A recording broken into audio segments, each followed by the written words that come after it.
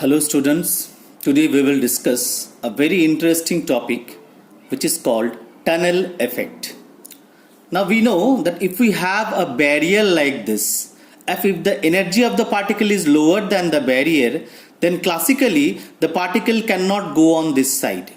But if I take the wave nature of the particle, and in quantum mechanics there is a probability that the particle can pass through the barrier.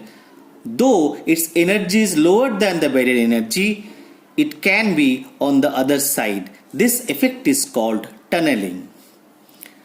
Now as you can see, we have a barrier from 0 to A of height V0. So we have incident ray, we have reflected ray, and we have transmitted ray. Again, as earlier, we have three regions. Region 1 which corresponds to x less than 0, region 2 which is between 0 and A, and region 3 which is more than A.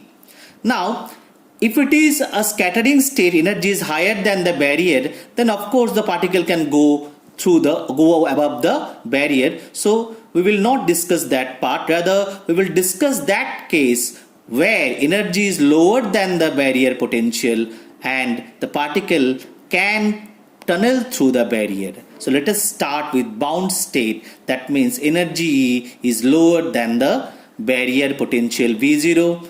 Though E is lower than V0, but E is also greater than 0. So E is positive as well, V0 is also positive.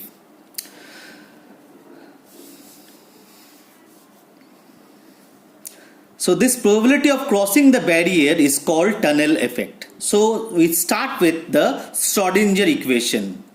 Now we all know the Schrodinger equation for region 1 and 3, where V is 0 converts into this type of equation, and if I take the value k equal to root over of twice me by h cross square, then we can see that it converts into I k whole square plus minus, where since E is greater than 0 but less than V0, k is real.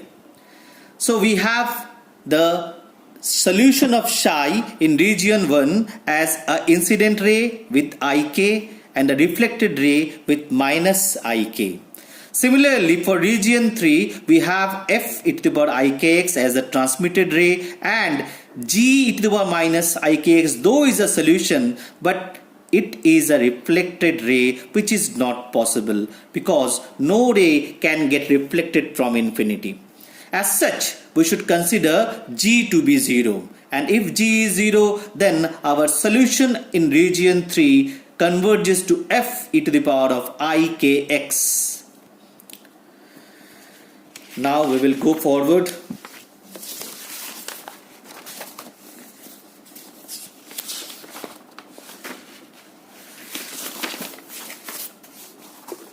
Now we will go for the solution in region 2.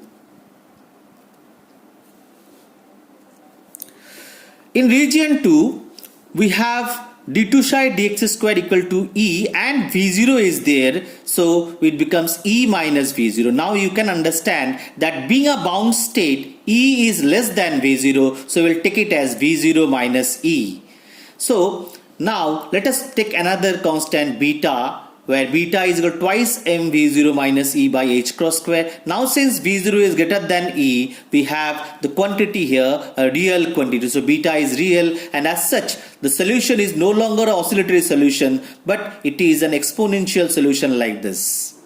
So now let us put the boundary conditions. Obviously there is a continuity of the solution in region 1 and region 2 at x equal to 0. Its derivative should be also continuous at x equal to 0. Now the solutions at region 2 and region 3 is continuous at x equal to A, and their derivative is also continuous at region 2 and 3 at the boundary A. So from these four conditions, we have the four corresponding equations coming out relating the coefficients. Now you can easily understand that here we have Ik, but here we don't have Ik. Here we have beta, but here we don't have beta. So what we'll straightforward do is that multiply the first equation with Ik and multiply the third equation with beta, and then we will have from 1 and 2 we can stick the solution and we can find the result of A and B in terms of C and D as shown. So we can find out A and B if we can find out C and D. Next.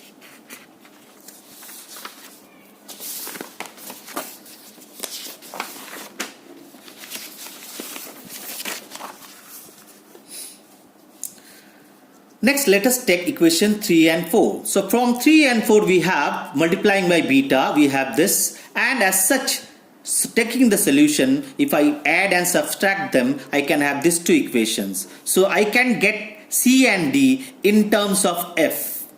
Now once I get C and D in terms of F, then I can easily find out A and B.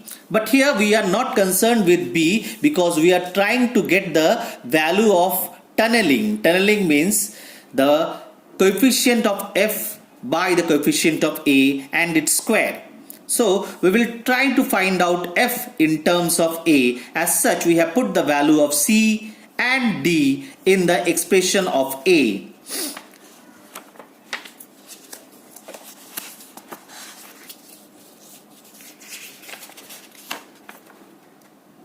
See, here in expression of A, you can see we have C and we have D. So put the values of C and D in expression 5, in equation 5. So if I put the values there, then it becomes like this.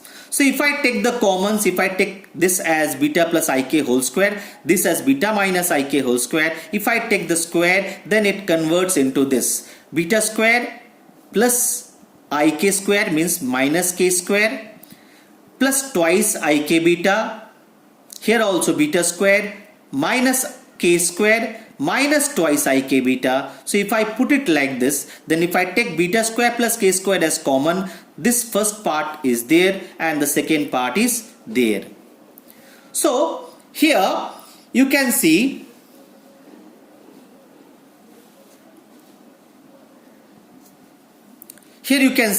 that in A and F we have a mathematical term which we have to simplify. So let us do one thing. Let us take common e to the power of ika, e to the power of ika, e to the power of ika and e to the power of ika from all these terms. So e to the ika becomes common.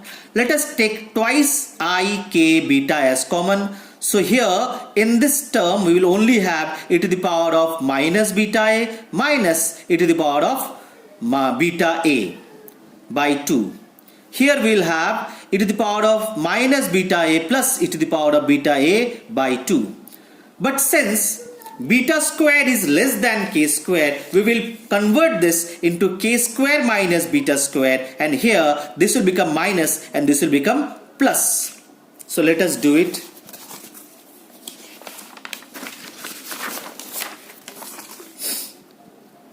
So let us see now. We have converted this, we have changed the sign, and here we have also changed the sign. So you can understand this term is nothing but sine hyperbolic beta a, and this term is nothing but cos hyperbolic beta a. So this is sine hyperbolic beta a and this is cos hyperbolic beta a. So putting them in the equation, we have a to be equal to this. Now if I want to get the transmission coefficient T, then I have to get the coefficient of F modulus square by coefficient of A modulus square. And putting this, what I have done is that I have taken the conjugate of this. So I have multiplied it by its conjugate. So nothing, only convert I to minus I and multiply. Doing so, you will have in the numerator 4 I square means minus 1 and minus 1 plus 1, then k square beta square, and this 2 will get cancelled out. In the lower denominator part, we will have k square minus beta square whole square, sine square hyperbolic beta a, then here 4 k square beta square, plus sign is coming because we have plus and minus, so a minus should come here, and I square again becomes a minus, so minus minus plus, so 4 k square beta square cos square hyperbolic beta a. So if I divide by 4 k square beta square, then the term becomes like this. cos hyperbolic beta square, cos square hyperbolic beta a plus k square minus beta square by 4k square beta square, a square is there, sin square hyperbolic beta a.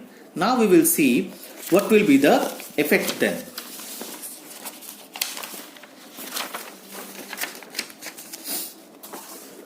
For getting the effect, we must first understand the nature of the hyperbolic function. Now, if I have here the hyperbolic function, you can see the red line shows the sine hyperbolic function and the blue line shows the cos hyperbolic function. So, cos hyperbolic function is an increasing function for x greater than 0. Sine hyperbolic x is also an increasing function for x greater than 0. So, both sine hyperbolic x and cos hyperbolic x are increasing function of x for x greater than 0. So, in this knowledge of this hyperbolic function, if I use it here, then you can easily see that the term t will be having in the denominator increasing function of beta a, rapidly increasing function of beta a. So with rise in beta a, the transmission coefficient t decreases rapidly, where beta is having a term v0 minus e, a is the barrier width. So tunneling effect is more for thinner barrier as well with lower barrier. See, when we have a thinner barrier, a is low, beta is also low when v0 is low. So beta a is low means this function is having beta a very low, so the increasing function will not be so much large, so transmission becomes larger. So when transmission becomes larger, that means tunneling effect is more. So what we see from here is that an interesting thing, that though the energy of the particle is lower than the barrier, the particle can pass through the barrier by tunneling. But we have two conditions. One, the width of that barrier should be small and the height of the barrier should also be small. Only then there will be a tunneling. But if the height is very large or the width is very large, then the tunneling effect becomes very low. So, though classically it is not possible that the particle can pass through the barrier, but in quantum mechanics it is possible that we can find the probability of getting the particle passing through the barrier. So if I use this view in alpha decay, then see, in alpha decay the nucleus is here, say, and this is its potential barrier. So the particle, alpha particle, oscillates within the potential well or nuclear potential well. So it oscillates like this. The wave nature of the particle is like this. So the particle does not oscillate, rather it is represented by a wave which is like this inside this potential well. Now as you can see that if the tunneling is there, then the particle can pass through the tunnel though its energy is low. This is the energy of the alpha particle. So though its energy is lower than the potential barrier, but it can pass through the barrier and go to the other side. So we can get a probability of getting the alpha particle passing through the barrier. So higher the potential barrier, you can see higher the potential barrier, larger is the thickness. So if the barrier height increases, the thickness of the barrier through which it has to pass becomes larger. And if it is larger, then the tunneling becomes lower. So larger the thickness, less the tunneling, so more the lifetime. So when the nucleus is very strong, very large nucleus, then the decay or the decay of the alpha particle is very less. So the lifetime is larger for that radioactive particle. So this is what tunneling is used in alpha decay from a nucleus. With this, we conclude today's lecture. So it is tunneling through a potential barrier. The gist of this lecture is that the tunneling is more when barrier height is less, as well when barrier is narrow. The tunneling reduces when barrier height is high or the width of the barrier is large. So to get a tunneling effect, we must have first the height of the barrier to be low, as well the width of the barrier should also be low. narrow, then only we can have the particle passing through the barrier going to the other side, though its energy is lower than the potential barrier energy. With this, we conclude the lecture, and the questions from this part is very simple. The questions are very straightforward question. The question should be determine the transmission coefficient. It is a 8 marks question, but if you don't explain the transmission coefficient depending on beta A and how the barrier height and barrier width is related to transmission coefficient, you will not get the full marks. You have to also explain the alpha decay in the view of tunneling.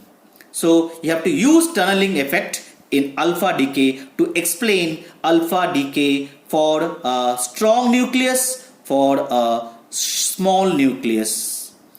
And that's today's lecture, and hope you all have understood this lecture. If you have any queries, you can post in the comments or you can post in the group, WhatsApp group. Thanks for listening.